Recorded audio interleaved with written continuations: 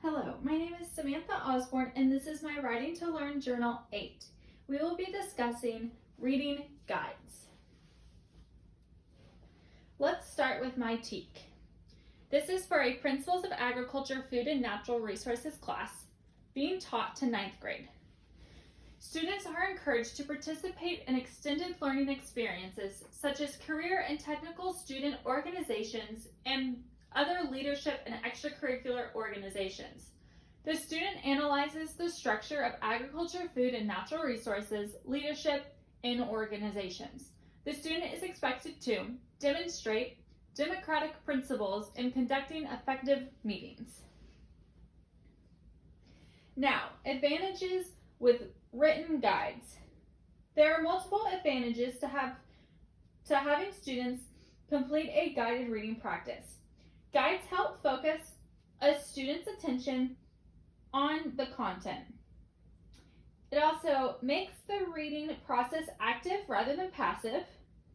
Responding to guides has the student translate the information into their own words. Personally, I like this method. It also helps bring reading and writing together. A guided reading can be a review for the students. This is something they could study for after they have completed it. This is also a way to create discussions throughout the classroom. And lastly, it becomes a body of research. The way that the students benefit from guided readings brings us into when should guided readings be used? A reading guide is made to help students comprehend. I would use a reading guide anytime I introduce a new topic. For example, in our principles class, we have been talking and looking at the FFA manual. And a way that students can understand and process information is through a guided reading. I could give them the manual and ask them to read it, but no one would understand. Having a reading guide can help the students break down the information. There are a few different types of reading guides. For instance, hierarchical, non-hierarchical, selective, point of view, and anticipation. Hierarchical is a 3-level process. First is questions of literal nature and having factual statements to answer. Second is questions that require students to have a logical conclusion based on facts. Third is questions that have students apply and interpret while they read. Non-hierarchical is a guide that allows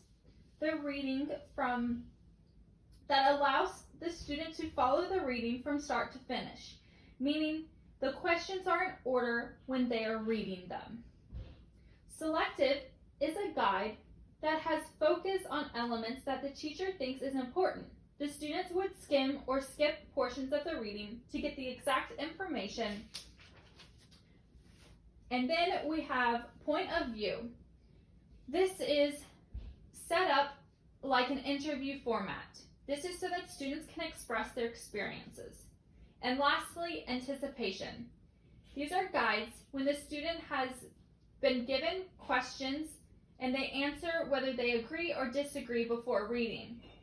Is this also a good way to help the students start brainstorming about what they will be learning?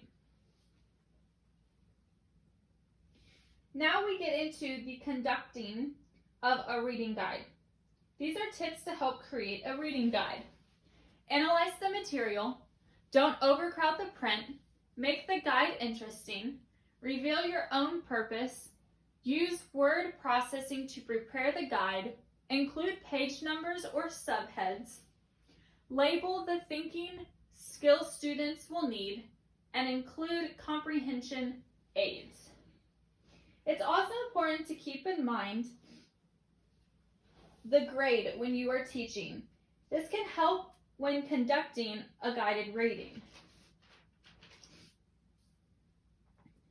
Guided readings and the internet.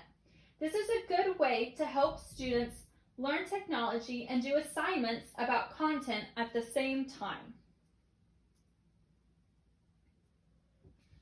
Lastly, use of reading guides. A reading guide can be used to help monitor a student's comprehension as well as help students be cooperative in learning, and then they can be used on day-to-day basis as well. Personally, I enjoy the thought of reading guides to help students. As an FFA student, a reading guide can help in many different ways. And most importantly, if I want my students to know how to correctly conduct an official meeting, I want them being focused on the topic and using logical thinking to understand.